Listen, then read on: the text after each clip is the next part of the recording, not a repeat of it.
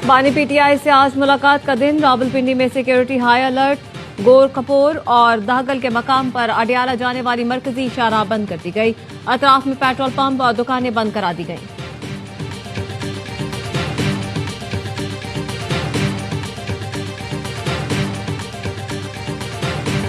Indonesia के सदर के एजाज में वज़ीर आज़म हाउस में शानदार इस्तकबालिया तकरीब। मोअज़्ज़ज़ मेहमान को गार्ड ऑफ ऑनर पेश किया गया। वज़ीर आज़म शहबाज शरीफ ने मोअज़्ज़ज़ मेहमान का इस्तकबाल किया, अपनी काबीना के अरकान का तारुफ कराया। इंडोनेशिया के सदर ने भी शहबाज शरीफ को अपने वफ्द के अरकान से मिलवाया। इंडोनेशियन सदर ने वज़ीर आज़म हाउस के अहाते में पौधा लगाया।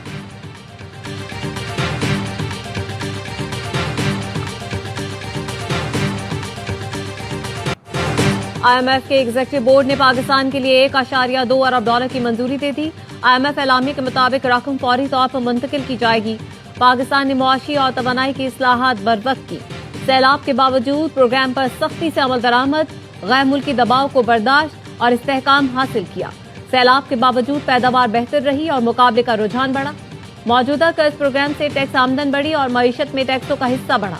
पाकिस्तान में तवानाई की लागत में कमी हुई और ये शोबा कारोबार के काबिल रहा।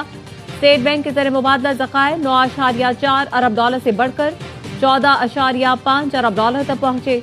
तवक्को है मौजूदा माली साल के इख्तिताम तक ज़र मुबादला के ज़खायर में मजीद बेहतरी आएगी।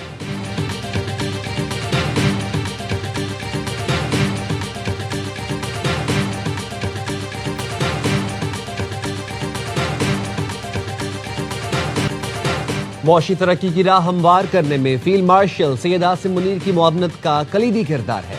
IMF की जानिब से पाकिस्तान में मुआशी इस्लाहात और इक़दामात के मौसर नफाज पर इजहार इत्मीनान वज़ीर खजाना और उनकी टीम की मेहनत का मुंह बोलता सबूत है। वज़ीर आज़म शहबाज शरीफ कहते हैं, डिफॉल्ट के दहाने से मुल्क को इस्तेहकाम और तरक्की की जानिब गामजन करना एक कठिन मरहला था। हमने सियासत की कुर्बानी दी और कौम ने मुआशी मुश्किलात बर्दाश्त करके नामुमकिन को मुमकिन कर दिखाया। वो वक्त दूर नहीं जब पाकिस्तान कर्जों से निजात हासिल करके मुआशी तौर पर खुद कफील होगा।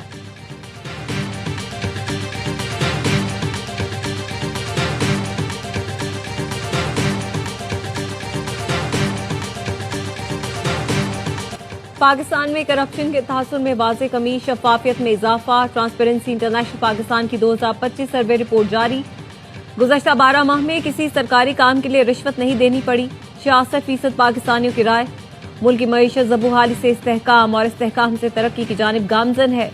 मुल्क भर से 4000 अफराद ने सर्वे में हिस्सा लिया। राय दहिंदगान की अक्सरियत का सूबाई हुकूमतों पर अदम एतमाद, पुलिस से भी नाला।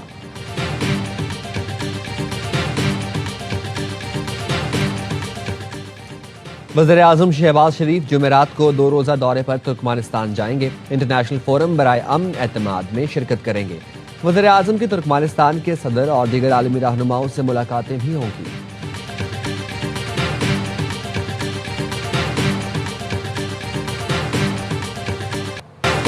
PTI का कोई मुस्तकबिल नहीं। हर जमात को सियासत का हक है, लेकिन मुल्क दुश्मन बयानिया इदारों के खिलाफ बात करने वालों को सियासत का कोई हक नहीं।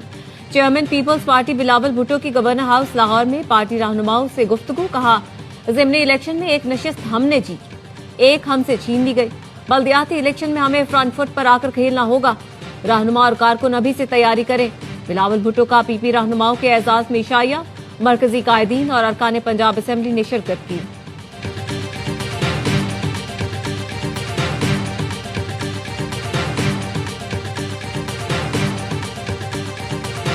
बानी PTI -1 शुरू हो गए हैं। प्रेस कॉन्फ्रेंस के बाद PTI को समझ आ चुकी है।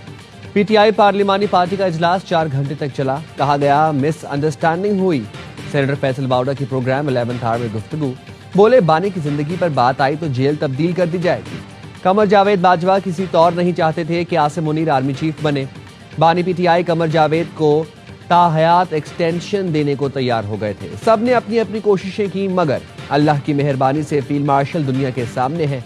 मवाजना कर लें। अल्लाह ने जो इज्जत आसिम मुनीर को दी, दुनिया तस्लीम कर रही है। नाअहली, पाबंदी, गवर्नर राज, गद्दारी और 9 मई केसेस मंतकी अंजाम को पहुंचेंगे। 10 दिसंबर से आपको अच्छी खबरें मिलना शुरू हो जाएंगी।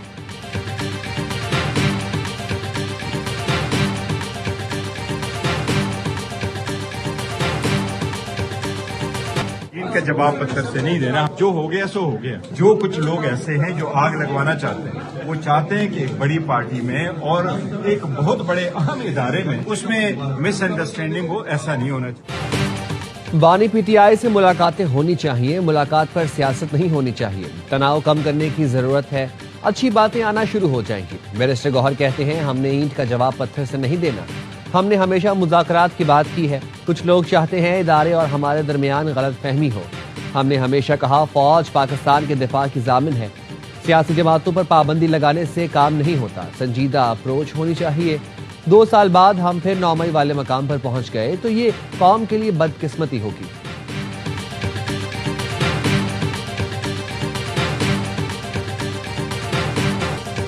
عوام کا اعتماد ہماری سب سے بڑی طاقت ہے. فوج ہمیشہ اس اعتماد پر پورا اترے گی.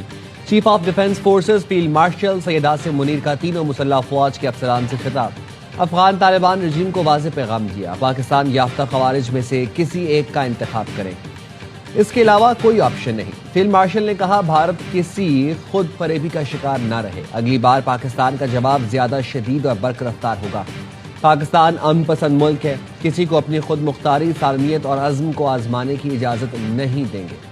یہ جان لے پاکستان ناقابل تسخیر ہے. مارکہ حق کی مشترکہ کارروائیاں مستقبل کی جنگی حکمت عملی کی مثال بن گئیں. مارکہ حق اب جدید دور کی جنگ کا بین الاقوامی کیس اسٹڈی تصور کیا جا رہا ہے. فیلڈ مارشل نے C D F head quarters کو تاریخی سنگ میل اور نئی جنگی حکمت عملی کا محور قرار دیا. کہا خطرات کے باعث تینوں افواج متحد نظام کے تحت کام کریں. نئی جنگیں سائبر اور اے آئی تک پھیل گئیں. مسلح افواج کو اب نئی جنگی حقیقت کے مطابق خود کو ڈھالنا ہوگا. فوج کو ثقافتی طور پر جدید اور ہمیشہ جنگ کے لیے تیار رہنا ہوگا. جدید ٹیکنالوجی سے لیس مسلح افواج جارحیت کو مؤثر طور پر روکیں گی. ڈیفنس فورسز ہیڈ کوارٹرز کا قیام اس تبدیلی کی جانب ضروری قدم ہے. فیلڈ مارشل عاصم منیر کا شہداء کو بھرپور خراج عقیدت، قوم کا فخر اور تاریخ کا روشن باب قرار دیا.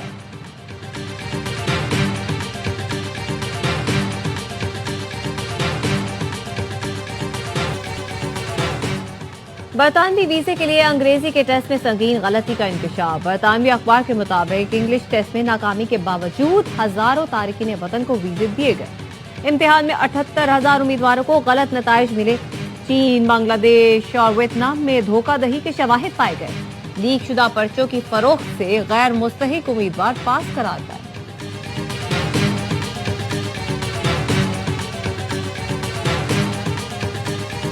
پاکستان اور امریکہ کی دیرینہ تعلیمی شراکت میں اہم سنگ میل. اسلام آباد میں یو ایس ایجوکیشنل فاؤنڈیشن ان پاکستان کی نئی عمارت کا افتتاح. امریکی ناظم الامور نیتلی بیکر اور وزیر مملکت وجیہہ قمر نے افتتاح کیا. 5 منزلہ عمارت امریکی تعاون سے تعمیر کی گئی. نیتلی بیکر کا کہنا تھا عمارت مضبوط باہمی تعلقات، تعلیمی شراکت داری، خوشحال مستقبل کی علامت ہے. تعلیمی وسائل تک رسائی کو وسعت ملے گی. طلباء اور اساتذہ کو بااختیار بنایا جائے گا تاکہ شعبہ تعلیم میں جدت کو فروغ ملے.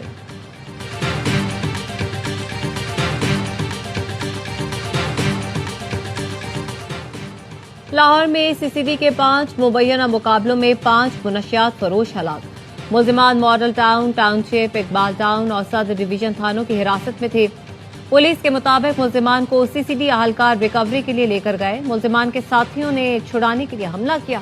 مقابلے کے دوران ملزمان مارے گئے.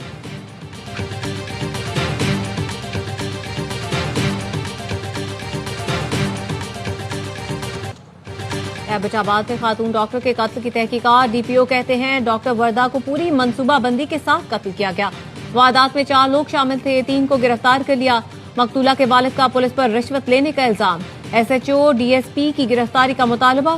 ڈاکٹر وردہ کے قتل کے خلاف ڈاکٹروں کا مختلف شہروں میں احتجاج. مظاہرین نے مردان نوشہرہ روڈ کو ٹریفک کے لیے بند کر دیا.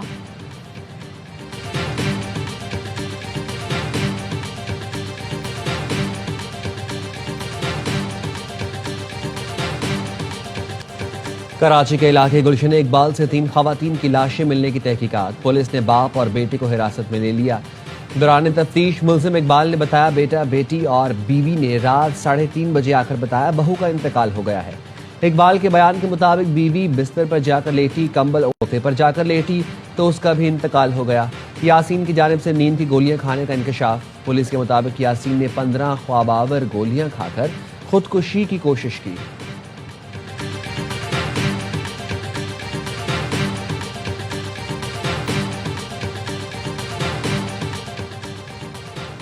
لاہور جی ٹی روڈ پر مکان کی چھت گر گئی، 3 افراد جاں بحق، 2 زخمیوں کو ملبے سے نکال لیا گیا۔ جاں بحق افراد کی شناخت احمد قدیر، امیر حمزہ، ارسلان مظہر کے ناموں سے ہوئی۔